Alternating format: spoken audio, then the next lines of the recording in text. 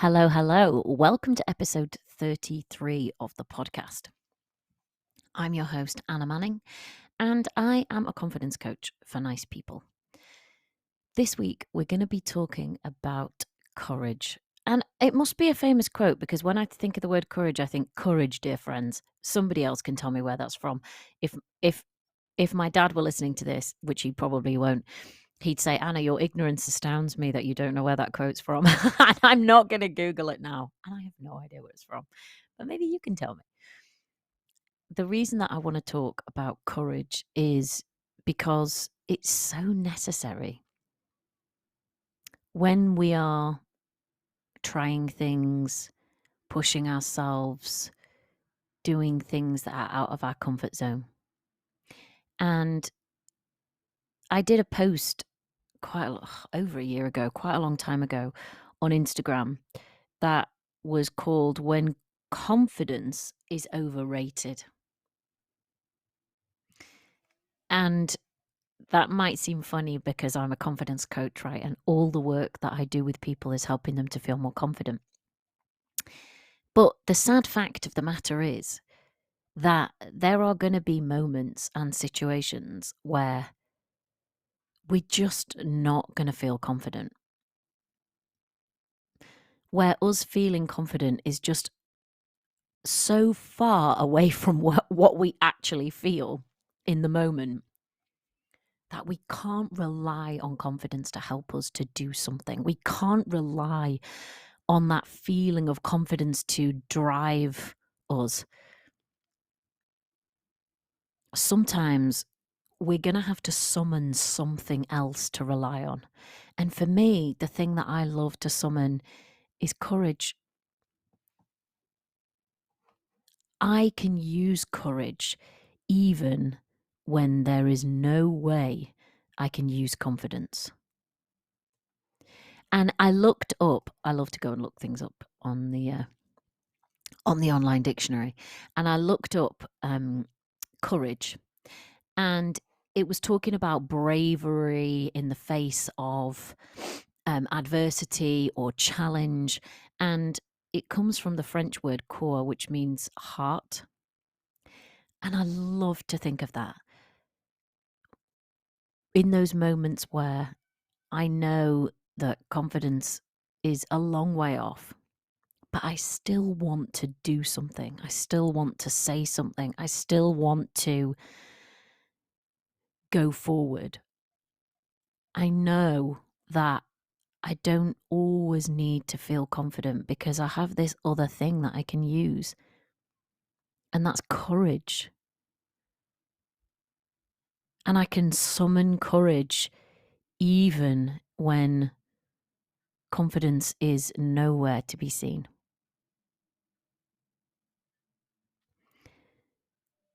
So just think for a second about what fuel you use to do things in your life. We all love to use confidence as a fuel. And confidence as a fuel does two things. It helps us to perform well. It helps us to perform at our best when we're feeling confident. We're more calm, we're more creative, we're more resourceful, we can think in the moment, we can respond. When we're feeling confident, we can do what we're trying to do more easily and probably more effectively. But the other thing that confidence does is I call it an activating emotion. So it helps us to actually do things. It helps us to stick our hand up in the air and say, I'll give that a go. It helps us to go for something like a promotion or a new opportunity, or it helps us to speak up in an environment where it might be difficult for us to speak up, or challenge in an environment where it might be difficult for us to challenge. All of those areas where we require some confidence to do what we really want to do. Yeah, I was chatting to a friend yesterday about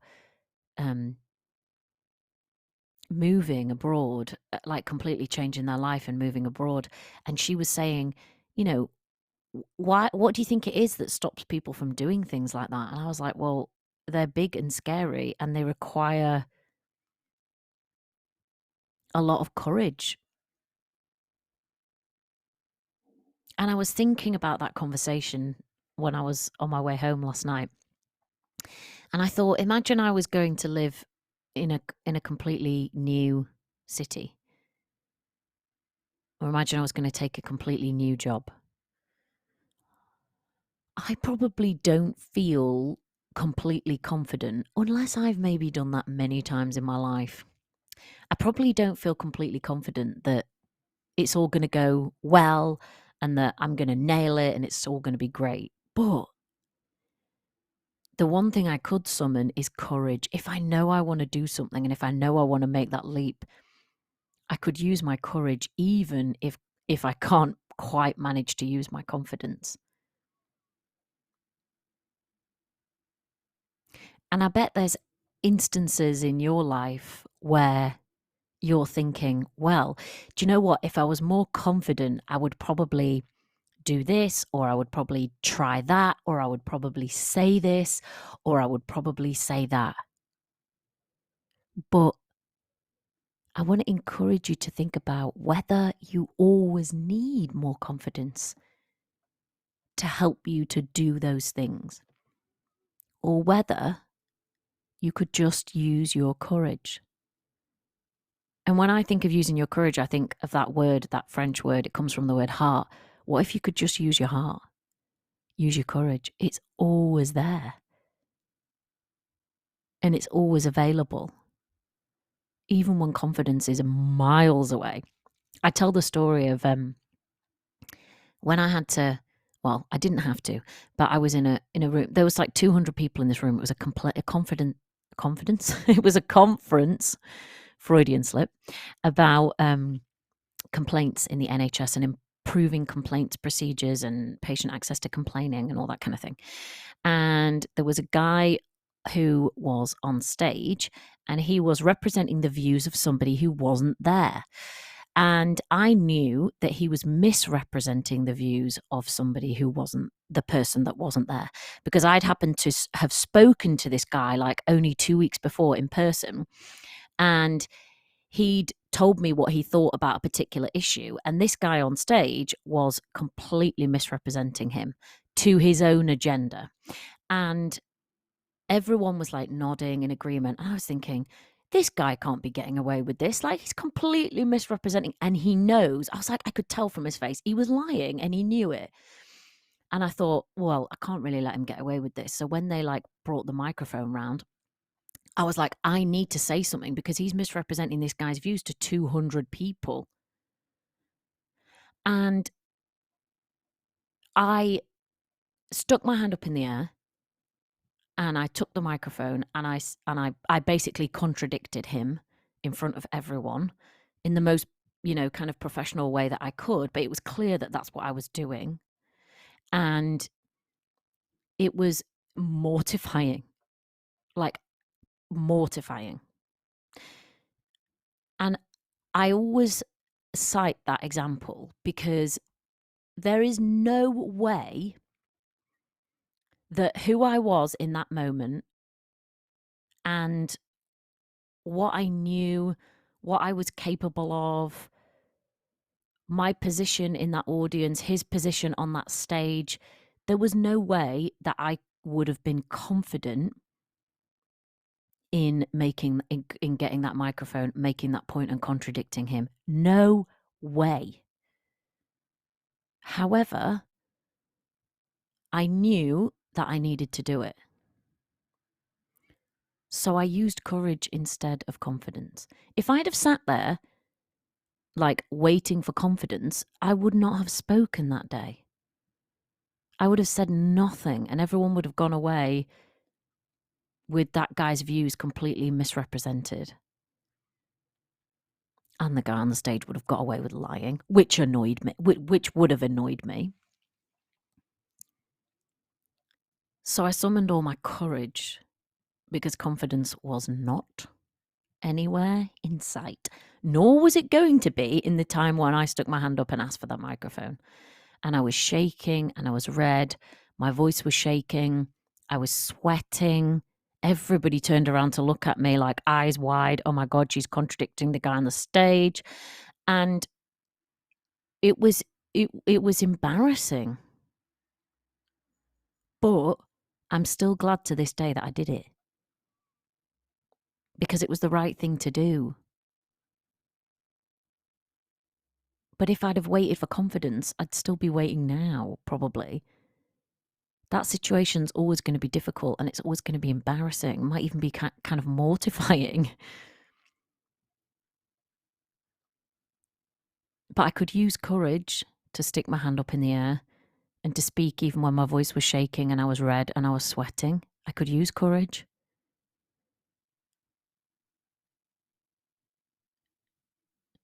Are there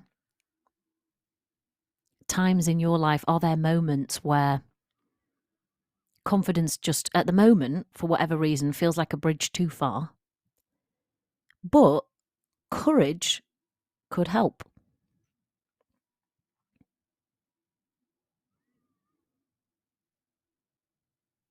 There's stuff I do all the time where I require courage over confidence. And I should say here, I think there's different types of confidence, right? There's the confidence that comes from having done something multiple times so that you have got more comfortable with it and you kind of know what you're doing and you've got a handle on it and all of that. There's that kind of confidence. There's the confidence that you can do something and, make a reasonable fist at it.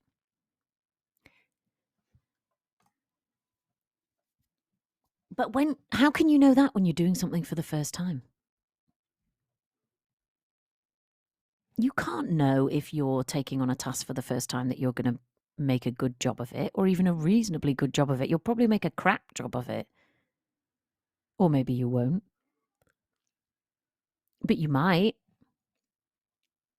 You might be clumsy and it might be, there might be a lot of learning. It might even be that you get something completely wrong or fall flat on your face.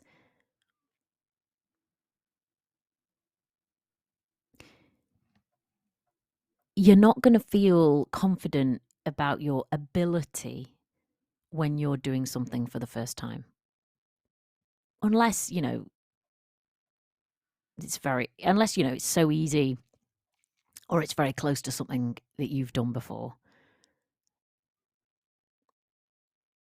So if you're doing something for the first time and confidence is just not available to you, then could you try courage instead?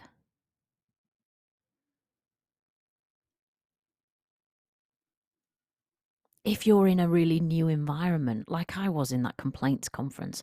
Now, if I went to complaints conferences every single day in my job and had to contradict people, possibly it would get a little bit easier, probably would still be slightly mortifying. But possibly I would get more confident doing that. But stuff like that is probably a one-off.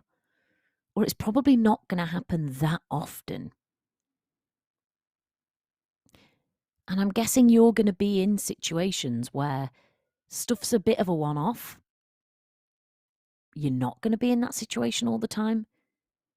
You're probably not even going to have the, exposure to that thing again and again, whatever it is, to be able to build up confidence in your ability or in your skill.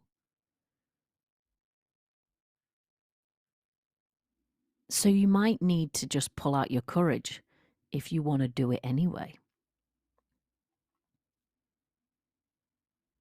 But that's the kind of confidence that comes from having done things many times, right? Repeating a skill, repeating a process so that yeah, I'm fairly confident. Like I'm looking at this cup of tea in front of me now thinking I'm fairly confident I can pick up that cup of tea because I've done it so many times.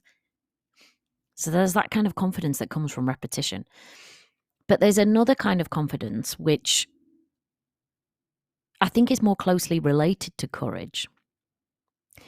And that is a confidence in your own. It's difficult to describe this, but it's like a confidence in yourself. And for me, that kind of confidence comes from knowing that I will treat myself properly regardless of what happens. So, an example of this is I have to do, or I want to do some pitching, right, to different businesses because I want to work with more people. And I don't feel that confident in pitching myself in a way that those pitches are all going to, come back to me and be like, yeah, we'd definitely love to work with you. This is quite new for me. It's not something I've done a lot of. However, so I can't feel exactly confident in my skills and abilities in terms of pitching myself because there's loads of stuff I probably, don't know and I might not get right, etc. But I can feel confident in the fact that I will not give myself shit even if none of those pitches come to anything. I can feel confident that I am safe and well looked after and supported and encouraged no matter what happens with those pitches. So imagine this in your work context and imagine that you've got to go and do like a presentation and a Q&A. And you've never done it before on this particular topic. So you don't have like the kind of confidence that comes from having done something many times. The kind of confidence that you can actually rely on is that sort of internal confidence that comes from knowing that even if you mess up a bit, even if things aren't exactly perfect, even if it's not the best presentation and Q&A in the world, you're not going to be slammed for that. Your boss is still going to be supportive. You're going to be acknowledged for the stuff that you did, for what you tried. You're going to be encouraged to give it another go. You're in like an environment that promotes confidence, even if you don't feel that confident in your skills and abilities. And you can create that kind of confidence for yourself if you learn how to manage yourself in the way that you want to be managed. So imagine you going into that presentation or Q&A and you know that no matter what happens, you are going to encourage yourself, you're going to support yourself, you're not going to tear yourself apart for anything you got wrong. You're going to be like, okay, well, maybe we can learn something there. But overall, like, well done me for giving it a go and doing my best job. There's a kind of confidence that comes with that. And it's like a safety, knowing that you're not going to get beaten up and slammed for getting stuff wrong. And that's the kind of internal confidence that you can develop. So even when you don't have confidence that you're going to get something perfect because you've done it a million times, you can have that fallback confidence. And having that fallback confidence allows you to use your courage so much more. I can go into a situation and be more courageous than I would have been when I used to tear myself apart and beat myself up and do all that like mental dissecting after something. So going back to that example of me speaking up in that conference hall,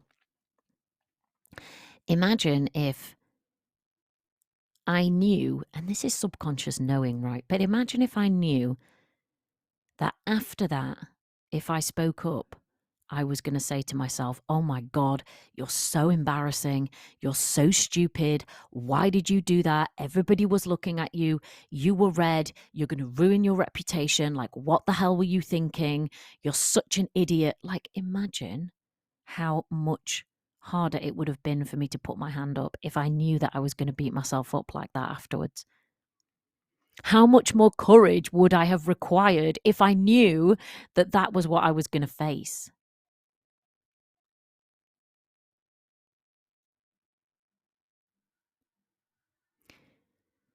But I wasn't going to face that because I don't do that to myself anymore. I'm proud of myself for what I did. Even if I did it, probably clumsily and with difficulty, and while I was red and while my voice was shaking and all of that. It didn't take as much courage to do something when I knew that I had a safe environment inside afterwards.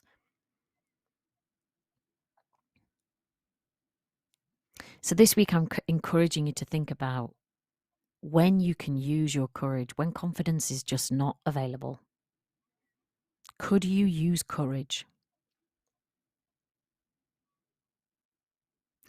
And are you creating a place inside which makes courage easier to use?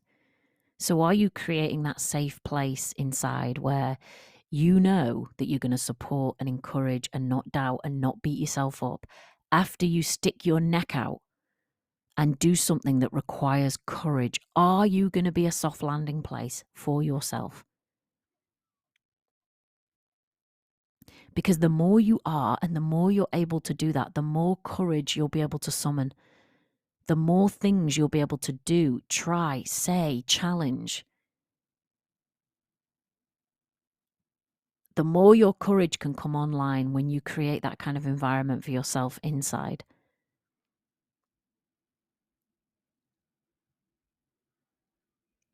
The world needs people using their courage. All over the place, things are difficult. Things are hard.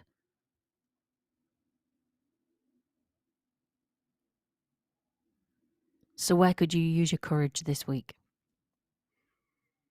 Even if confidence is not available.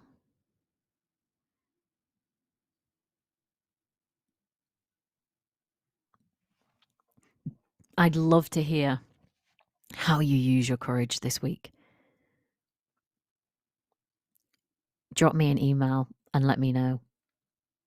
I might even read it out on the podcast next week. Here's how everybody used their courage when they didn't have any confidence. hello@yesyoucoaching.com. That's my email. I would love to hear from you. And I'll drop it in the show notes. Last thing. The Confident at Work program, which starts in April, the group which starts in April, is open for bookings now. It's the program where female professionals come together and learn how to create an environment where confidence can grow and flourish, and courage can grow and flourish too. It's a mixture of teaching and individual one-on-one coaching with me. And it's a 6-month program, a paid program, which will take you from where you are now to where you'd like to be in terms of your confidence. It's my favorite thing that I do in the year. And if you're a professional woman and you need to grow your confidence at work, you want to grow your confidence at work, you are invited. I will leave a link in the show notes and you can book a call to chat with me about what you could do if you take a place in the program. All right, that's all I've got for you today. I hope you enjoyed the episode, and courage, dear friends. See you next week.